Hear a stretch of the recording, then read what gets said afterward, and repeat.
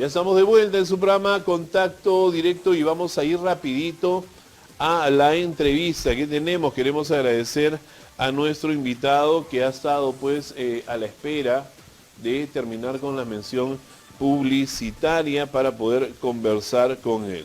Nuestro invitado es el señor Wilfredo Guzmán, que va con el número 16 por Alianza para el Progreso. Señor Guzmán, tenga usted... el señor Julio Wilfredo Guzmán Jara, le pedimos por favor que active su micrófono para poder entablar la comunicación. No sé si ya está, señor Julio Guzmán. Muy buenas tardes, bienvenido.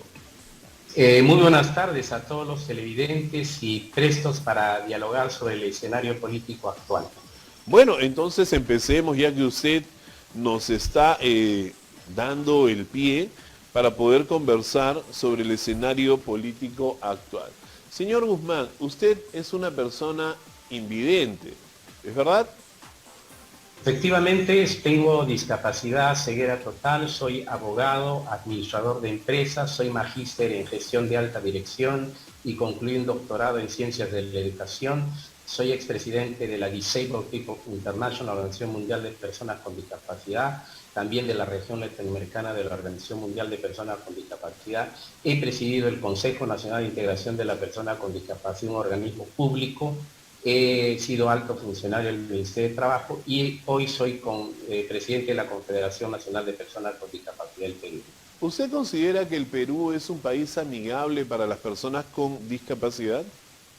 Mire, a propósito de lo político, le comento, tenemos 4 tratados internacionales en la materia aprobados y ratificados, y en el marco del artículo 55 de la Constitución se establece que todos los tratados son normas nacionales en el Perú, o diría mejor, normas supranacionales. Sí, y tenemos más de 1000 folios de leyes peruanas en la materia, todas de carácter obligatorio.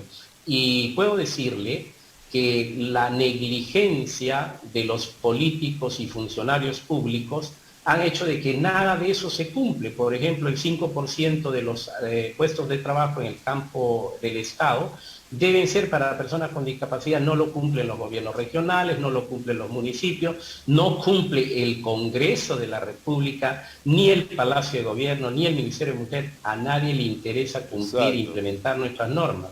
Pero lo peor, le comento, el año 2020, por el decreto de urgencia 014 del presupuesto público nacional, se asignó 1.950.108.000 soles a los ministerios, a los gobiernos regionales y locales para que ejecuten.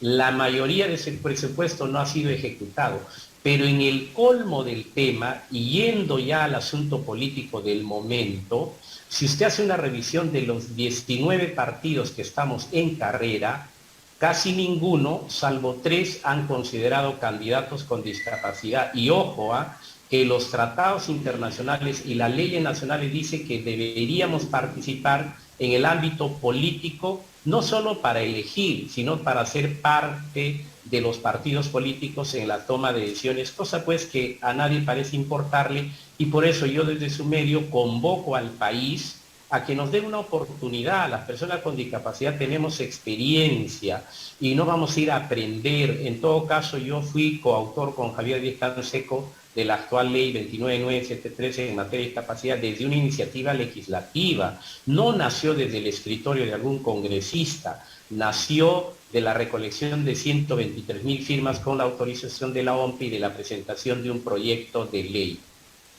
A ver, señor Wilfredo Guzmán, magíster Wilfredo Guzmán, candidato por el partido Alianza por eso es de usted, ¿no? Después somos... Efectivamente. Alianza por el Progreso con el número 16. A ver, cuéntenos un poco, por favor, ¿qué es lo que usted opina de la actualidad del país? Este caso Vacuna Gate, este caso de las vacunaciones, ¿cómo el gobierno viene afrontando el tema de la pandemia? ¿Cuál es su opinión? Fíjese usted, el Perú hoy vive 3 crisis, la económica, la sanitaria y la de la corrupción. En cuanto a la sanitaria que usted me pregunta, el Perú hoy cuenta con 604 hospitales, 18 institutos especializados, 2.550 centros de salud y 8.710 postas de salud. Pero ¿qué hemos encontrado? Una falta de infraestructura física, en malas condiciones la infraestructura física. Peor aún, no tenemos los equipamientos. Nos ha desnudado la pandemia, que teníamos no menos de 200 camas UCI, hoy tenemos más de 2.000 en un año de pandemia, lo que significa que ha habido incompetencia, incapacidad en el presidente Vizcarra, sus ministros y en el actual presidente Sagasti. Pero por otra parte, cada día necesitamos 540 toneladas métricas de oxígeno y el faltante son 90. ¿Cómo es que en un año, si hubiera habido una inversión de 100 millones de dólares, hubiéramos adquirido 200 plantas de oxígeno y no tendríamos el problema de ahora? Y la prensa hace eco, fanfarria, cuando llega a 43 toneladas semanales de donación de oxígeno del hermano país de Chile, o sea, 6 toneladas métricas diarias. Es decir, no ha habido capacidad. Y en cuanto a la vacuna, peor aún, 1 millón que hemos traído de Sinopharm, 50.000 llegó de Pfizer, últimamente alrededor de 177.000, y se anuncia que para abril cada semana llegarán 200.000. Se hace matemática, a fines de abril vamos a tener 2.200.000 vacunas. Es decir, solo podremos vacunar a fines de abril a 1.100.000 peruanos, además que es lentísimo. La ministra Violeta Bermúdez ha dicho que hay 25.000 peruanos preparados para vacunar, es decir, 10.000 de las Fuerzas Armadas y 15.000 civiles. Si hacemos matemática, si solo vacunaran 20 al día en 8 horas cada uno, podríamos vacunar 500.000 de personas al día. Lo que aquí falta es las vacunas, lo que falta es cómo transportarlas al interior del país, lo que nos está dando a entender la incompetencia, la incapacidad del gobierno morado, pero también del gobierno de Vizcarra. ¿Y es solucionable? Claro que es solucionable. Alianza para el Progreso se compromete y con una lógica, no por invención mía, que en 2 meses estarían los 25 millones de peruanos que requieren de vacunación con toda la vacuna puesta. Por eso que nuestro candidato ya visitó incluso la embajada rusa, que tiene una vacuna menos costosa y que cuenta con un fondo incluso de apoyo a países en desarrollo, como el caso del Perú. Perfecto. A ver, otro de los temas, y veo que usted está muy preocupado también por el tema de los jóvenes, es el tema de la educación. Este año la educación ha sido paupérrima, la que han recibido, bueno, y los que han tenido la suerte de recibirla, porque hay un gran porcentaje de jóvenes y de niños de que no han alcanzado a ella. ¿Qué propuestas tiene el candidato Julio Guzmán Jara, el candidato con el número 16 por Alianza para el Progreso, para el tema de los jóvenes y la educación? Solo es una coincidencia el nombre de Julio Guzmán, porque ese candidato se corre, ¿no? Mire, le voy a decir lo siguiente. El Perú tiene 54.890 colegios nacionales, 21.017 de ellos, y no lo digo yo, lo dice el Ministerio de Educación, requieren reestructuración o remodelación en su infraestructura. Lo primero, tenemos que tener infraestructura adecuada. 5.000 colegios privados han dejado de existir para el 2021, pero la educación es un bien público y en consecuencia debemos garantizar que sea gratuito a la mayoría de peruanos. Segundo, debemos capacitar con una mayor potencialidad, con mayores preparación a los docentes. Muchos de ellos, porque vienen de épocas antiguas, no han tenido la formación técnica profesional que quisiéramos para este momento. Y nosotros planteamos una conectividad absoluta. Usted comentaba que solo el 40% de hogares tienen, o 41%, conexión al internet. Sí. ¿Y dónde van a estudiar los niños en época de pandemia? Justo en el hogar. Se supone que el 70% tiene un celular, pero necesitamos una conectividad efectiva, porque hoy la educación no puede ser pues presencial, a pesar que quieren hacerlo, porque estamos lejos, aún muy lejos, de evitar el contagio masivo. Señor Guzmán, permítame hacer una pequeña interrupción, disculpe, tenemos que ir a una pausa comercial, nos hemos pasado, Y después de Correcto. esta pausa comercial vamos a volver con el señor Julio Guzmán, candidato, Julio Guzmán el bueno, ¿ah? El bueno, candidato con el número 16 por Alianza para el Progreso. Pausa y volvemos.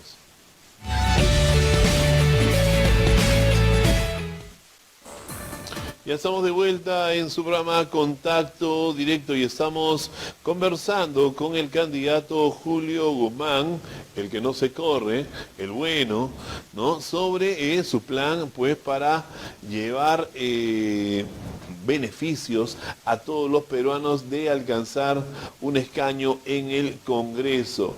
Señor Julio Guzmán, nos había comentado su plan sobre los jóvenes. Y yo quería preguntarle, porque estaba leyendo acá un poco el tema también de sus planes, sobre el tema del adulto mayor.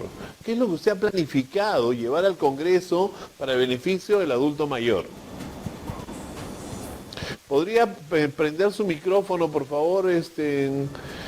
Creo que su micrófono. Ahora sí. Continúe, por favor. Permítame, por favor, concluir con el tema de la educación. Pretendemos, Perfecto, como partido, en caso de ser gobierno, crear en las 196 provincias un instituto superior tecnológico para formar jóvenes en las 196 provincias, como reitero, al estilo de CENATI, de alto nivel. Igualmente, impulsar una mayor inversión del Estado en las 51 universidades públicas. Y en el caso de los jóvenes, vamos a crear el Ministerio de la Juventud, el Emprendimiento y el Deporte. Y en el caso de ser legislador, mi persona, legislaré,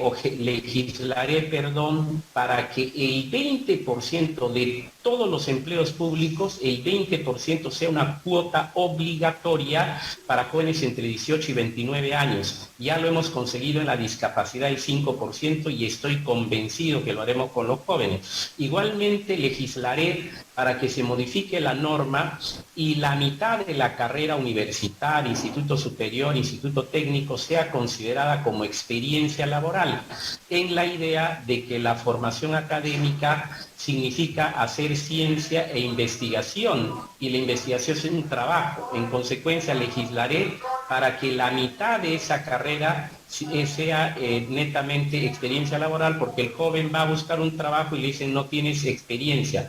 Y por otra parte, en el caso de los adultos mayores, debo decir lo siguiente: el 12.7% de la población nacional es adulta mayor, 4.195.000 personas, que normalmente sufren el abandono de la familia, del propio Estado, y creemos que con Pensión 65 se ha resuelto el problema y solo ayudamos a 541 personas adultas mayores. Nosotros pretendemos legislar para que se cree una institución pública denominada Organismo Público Desconcentrado, como un Consejo Nacional, que les permita desde ahí ser un pliego presupuestal para que existan verdaderas políticas públicas. Existe en el ámbito de los gobiernos regionales lo que se denomina un órgano operativo que les dé programas, bienes y servicios, porque ya hay en los municipios los CIAM, pero por supuesto que tampoco cumplen con sus labores que se les encomienda por ley.